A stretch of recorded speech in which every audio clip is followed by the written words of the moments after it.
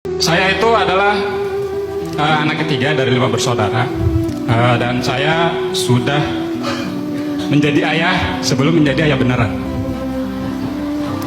Ya. Sudah menjadi punggung keluarga. Ya, Tulang punggung, maaf. Udah menjadi tulang punggung keluarga gitu ya. Ya, seperti itu, Ustaz. Ketika saya menjadi tulang punggung keluarga, kemudian juga ditambah lagi dengan kondisi finansial, kondisi ekonomi yang memang parah gitu kan. Terus ditambah lagi diuji dengan syahwat dan hawa nafsu. Nah itu menurut saya sendiri sebenarnya nggak sanggup buat menjalani kehidupan itu seperti itu. Kenapa? Karena mungkin ya kalau misalkan kekurangan ekonomi ataupun apa ya saya bisa bersabar menahan itu semua. Tapi ketika dengan diuji syahwat dan hawa nafsu ditambah dengan kurangnya ekonomi ya, boro-boro mikir nikah buat mahar aja susah gitu kan. Jadi menahan syahwat itu emang sangat menyakitkan buat saya. Bahkan pernah saya sampai nangis, Ustadz, di kamar. Sampai saya pernah nonton tembok, saking emosinya buat menahan penyakit itu gitu, Ustadz. Bahkan saking beratnya, Ustadz, saya itu melihat saudara-saudara saya yang di Palestina itu saya nggak merasa sedih. Bahkan kalau misalkan ada yang nanya, ente nggak peduli dengan saudara-saudara di Palestina, saya akan jawab tidak. Kenapa? Karena saya lebih peduli terhadap diri saya sendiri.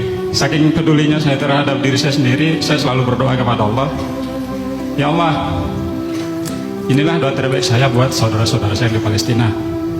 Saya tahu mereka susah, saya tahu mereka diuji, tapi Engkau menguji mereka dengan kemuliaan yang sangat dekat. Saudara mereka ada yang syahid, anak mereka syahid, teman mereka syahid, ya. Kemudian ketika mereka digenosidakan, keimanan mereka makin bertambah.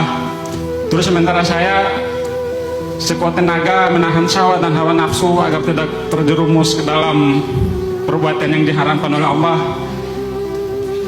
Auzubillah min dzalik, ketika kalau misalkan saya melakukannya, saya mati dalam keadaan suul khotimah. Jadi saya diuji dengan di pinggir jurang. Jadi menurut saya itu sangat berat sekali, sangat berat. Jadi saya berdoa itu, saya harap doa itu akan menjadi saksi buat saudara-saudara saya di Palestina bahwasanya saya tidak meninggalkan mereka, dan saya harap mereka juga tidak meninggalkan saya di akhirat kelak ketika yaumul hisab. Jadi saya minta solusinya dari antum, Ustadz, buat berikan masukan yang terbaik buat saya pribadi yang mengalami kehidupan seperti ini, mungkin dengan teman-teman yang di luar sana yang mungkin ada pencerahan buat kami yang mungkin mereka bermaksiat bertobat lagi, bermaksiat bertobat lagi, itu kan jadinya ngambang antara suul khotimah atau tidak.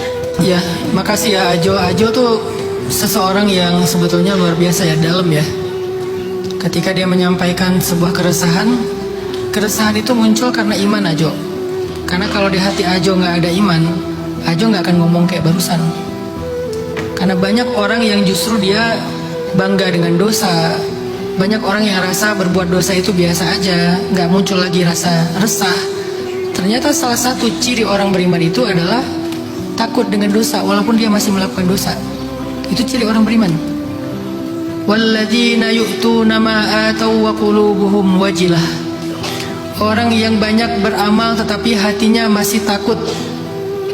Ternyata hati yang takut, wajilah, itu Allah letakkan di dalam surat Al-Mu'minun sebagai bukti salah satu ciri-ciri orang yang beriman itu punya wajilah, rasa takut.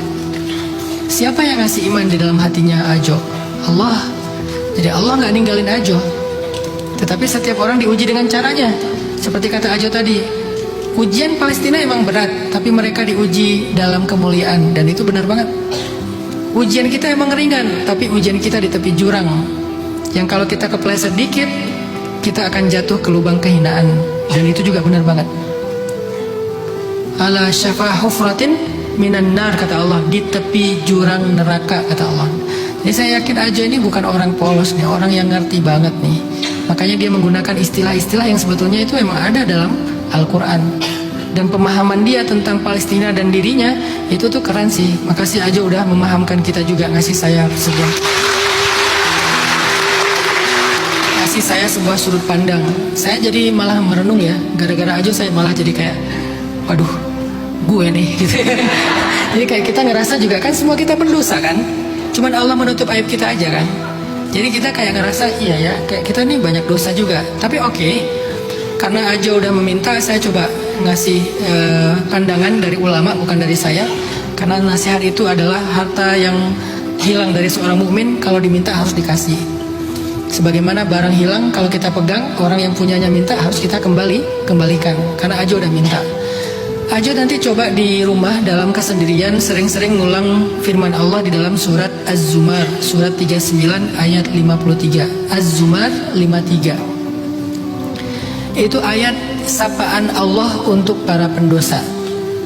Allah bilang gini, "Qul ya ibadiyalladzina asrafu ala anfusihim." Qul ya ibadiyalladzina asrafu ala anfusihim la taqnatu min rahmatillah innallaha yaghfirudz dzunuba jami'a